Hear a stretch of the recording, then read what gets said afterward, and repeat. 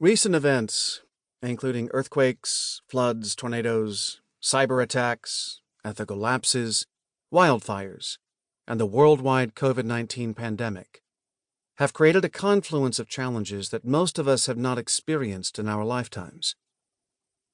Racial injustice, economic devastation, and loss of life have elevated our collective consciousness regarding what is wrong in our world. Contention, outrage, and violence have become widespread. Extensive economic, emotional, and health effects have changed normal daily activities, relationships, institutions, and even values. One response to these conditions has been an increased emphasis on how to stay positive, how to find happiness, and how to enhance well-being in trying times. In fact, tens of thousands of books are listed on Amazon on positivity, on happiness, and on well-being. Likewise, social media is filled with advice on how to cope with anxiety, stress, depression, and apprehension through the use of special diets and menus, physical fitness training, meditation, and positive thinking. Positivity has turned into a bit of a fad, and entries appearing in the media have escalated in the face of negative events. The trouble is, when people are struggling emotionally, stressed from the loss of loved ones, jobs, or relationships, or just gritting through difficult days, it is often hard to be positive. Happyology is not exactly a preferred prescription for coping with tragedy. Not only that, but leaders and organizations often balk at interventions that focus on positivity, asserting that the daily pressures of managing bottom-line performance in turbulent times consume their time and attention. Positive practices are simply a deflection from real-world pressures, they say. Positivity is merely a feel-good side trip. The National Labor Relations Board, in fact, recently issued a ruling against T-Mobile's provision requiring that workers maintain a positive work environment, recognizing that directing employees to be positive may do more harm than good, ironically generating cynicism, resistance, burnout, and even outright hostility.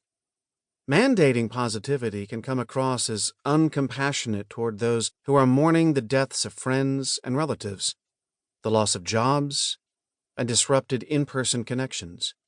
They may not even feel capable of positivity. This problem highlights one of the major differences between this book and a multiplicity of positivity books on the market. This book is not about positivity, happyology, or unbridled optimism.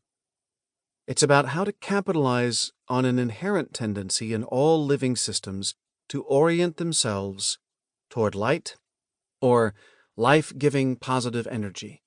It relies firmly on empirical evidence to describe the extraordinary results of positive energy in the workplace.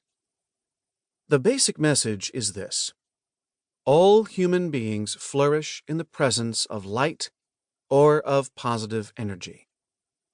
This tendency is known as the heliotropic effect, a concept adapted from a phenomenon typically ascribed to how plants respond to the sun's rays. The heliotropic effect is a scientifically verified phenomenon that has not yet been applied in the social and organizational sciences. Chapter 1 provides empirical evidence that the heliotropic effect influences individuals and that it provides an important way to cope with difficulties as well as with abundance. The evidence verifies that all human beings respond favorably to and are renewed by positive energy, and this book shows how to implement the heliotropic principle in practical ways. The kind of positive energy that most accounts for flourishing in individuals and in organizations is called relational energy. This audiobook explains how relational energy is created and enhanced through the demonstration of virtuous actions. For example, generosity, compassion, gratitude, trustworthiness, forgiveness, and kindness.